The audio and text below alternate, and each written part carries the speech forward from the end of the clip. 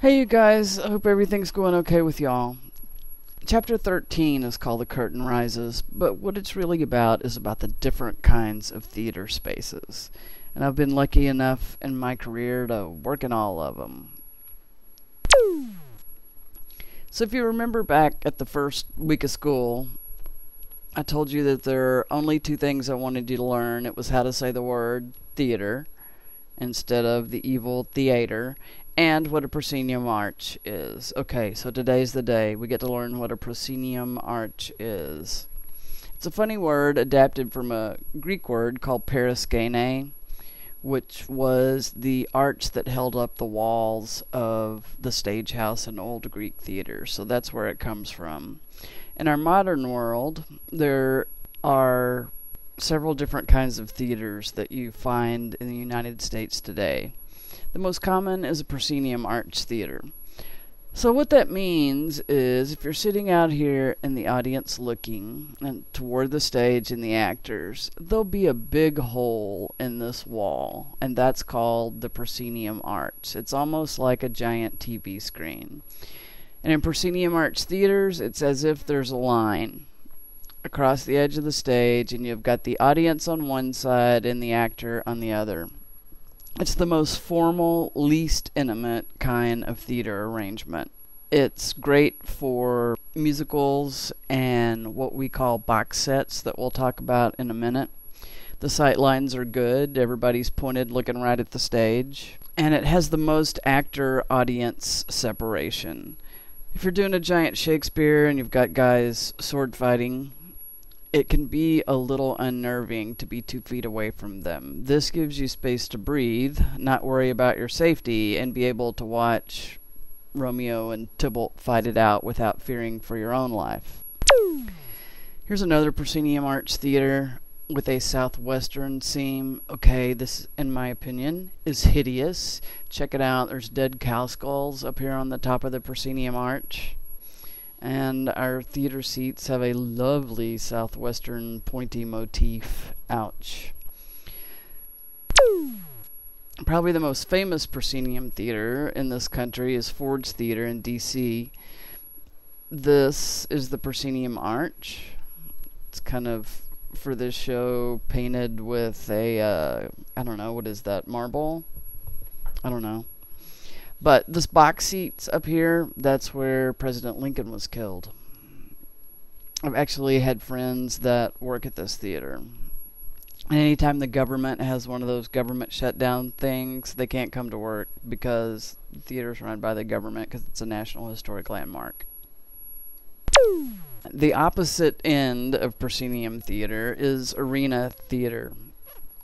Very close, intimate. You can see every facial expression of the actor. You can have them spit on you when they're talking. They don't mean to. You can feel them breathe. You're so close. I mean, check it out. Here's the front row of the south section of the arena theater at the Alley. And actors are acting just 2 feet away from you. It's really up close and personal and intimate. But if you think about it, in a proscenium theater, what's behind the actors? Well, it's the scenery. In this space, what's behind the actors? These other audience members over here. Or, if I'm sitting from our viewpoint, these guys. So the only place you can do big scenery is over here in the VOMs. That's what we call the entrances from the corners. Because if you put big tall scenery out here in the middle, it would block the audience's viewpoint. Arena shows tend to be just props and a lot of light and sound, which as a lighting designer is what I love. The blend of the two is called a thrust theater. See how in this space there is sort of an arch, kind of, but the stage thrusts out into the audience and it wraps around. This is a picture of the Guthrie Theater. It was the first one in the United States and still probably the most famous. It seats 1,500 people, and no seat is more than 55 feet from the stage. If you're buying tickets to go to a thrust theater, try to cough up and spend money, even if it's in the back, to get seats that are on the downstage edge, because what you see behind the actors is the scenery upstage. Whereas if you're sitting over here on the side, what you see behind the actors is other audience members. That's my only beef about Thrust, is that not everybody gets the same show. I think it's a great blend of the two. You can have scenery on this upstage side, big stuff that you can splash lights on and compose on, but it can be really intimate as well. Most regional theaters in this country are Thrust theaters. And you don't have to have a theater per se to do theater. This is from a production of The Suspension of Weight at Concordia University, and they staged this show in an abandoned train station. So you can do theater anywhere. You just have to have a space for the actor and for the audience. I've done a lot of found space theater. When I worked at Houston at Stages Rep, both the spaces that we worked in, they were in the same building, but that building had been a machine factory of some sort. So they gutted it, put up some walls, and boom, Insta theater.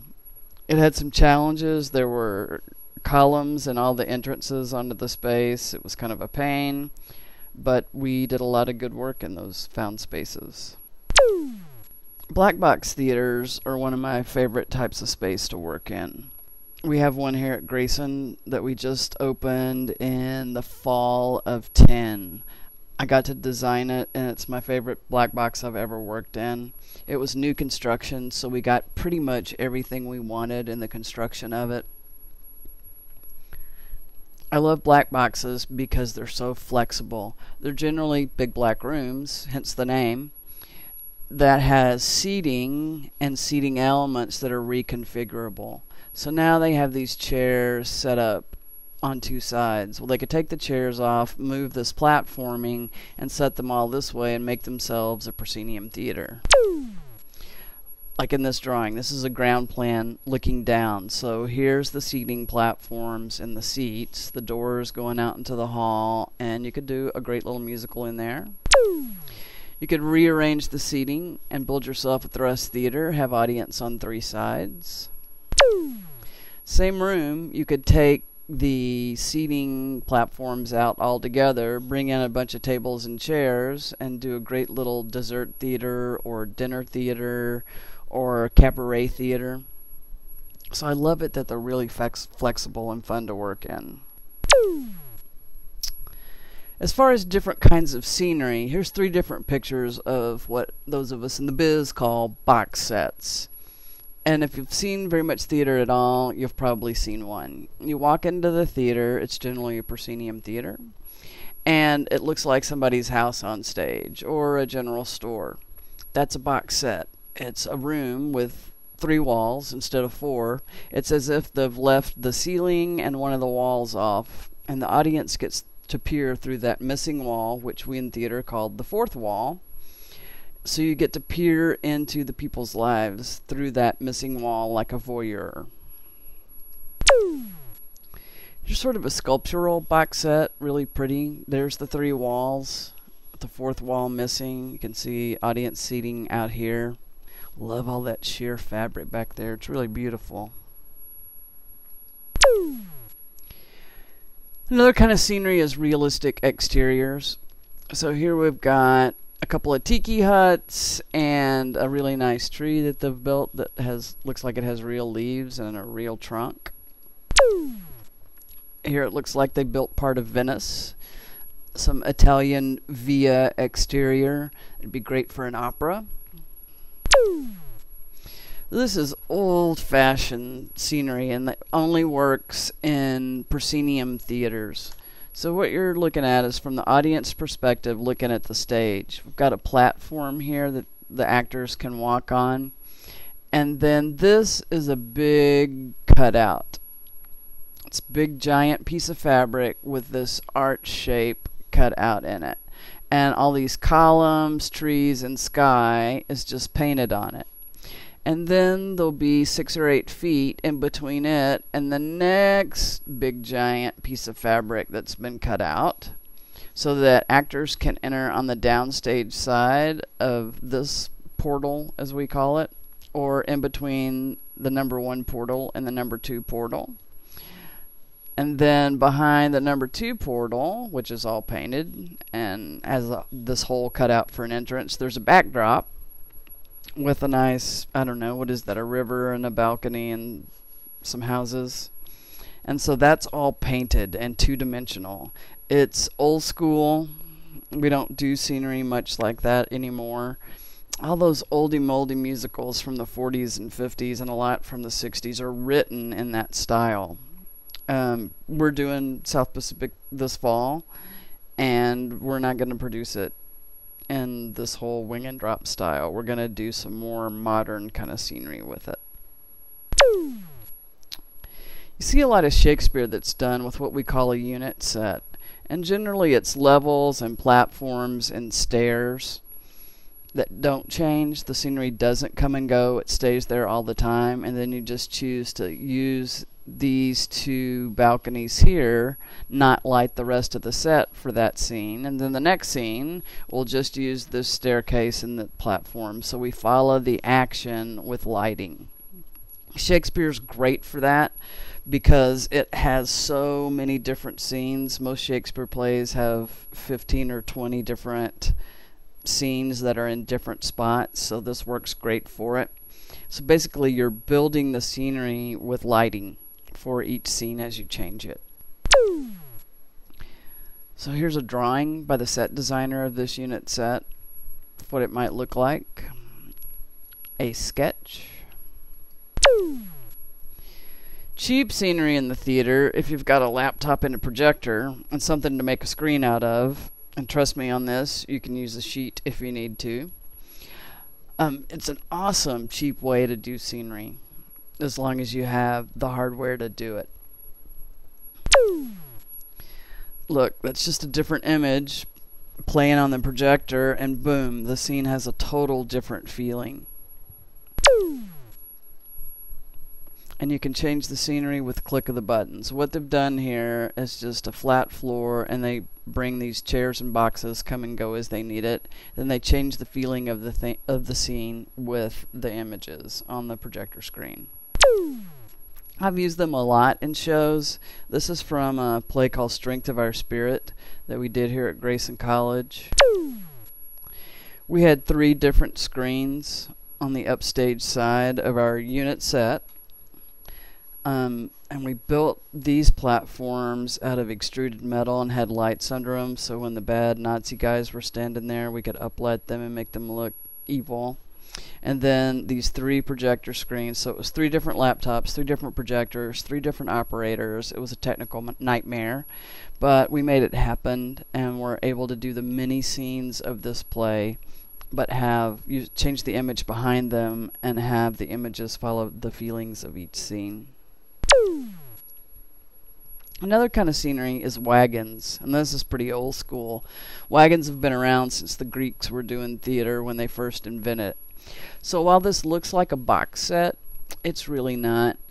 If you'll see, this is on a platform, and see how there's that dead giveaway of that black line between the bottom of the platform and the stage. This whole thing can roll off stage, so it'll roll on stage for a scene in My Fair Lady, and this is Henry Higgins' studio. They'll sing a song. At the end of the song, the lights will black out, and this whole thing, this whole wagon will roll off stage, either stage right or stage left or upstage, and disappear until they need it 3 scenes later, and that'll roll back on. So we use wagons all the time in scenery. Another way to get scenery to move on and off stage is with the fly system. So this photograph is what it looks like backstage. It's a bunch of ropes and levers that you can use to fly scenery in and out. So this is looking at the stage right wing. Looking out, the actors would be standing here. You can see the front row of the audience. So the actors are acting out this way toward the audience. That's the edge of the stage. So at the end of all of these levers or pipes appear above the actor's head that you can tie scenery on.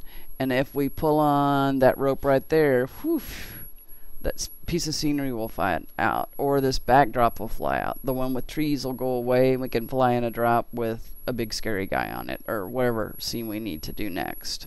So that's called a fly system. Our large theater on the Grayson campus has it. These are manually operated counterweight lines, and we also have 4 lines that, instead of being operated by pulling a rope, you press a button and an electrical winch takes them in and out. Much easier, but about 10 times more expensive. Also, a stage machinery element that you can build into a set called a slip stage. That's basically a platform that will slide out of the way, and actors can enter up through the slip stage, which has now created a hole in the floor. Like you can see this actor, this is the same show, slowly starting to come up out of the slip stage. This is for a production of Macbeth. We had tons of light and fog and pyro down there. Then after the scene, the top would roll back over and cover this up. So it would be a solid acting surface, and then when the slip stage moved, it would open up this big hole in the floor. The witches could use it for their urn, and then we'd close it up, and the opening in the floor magically disappears.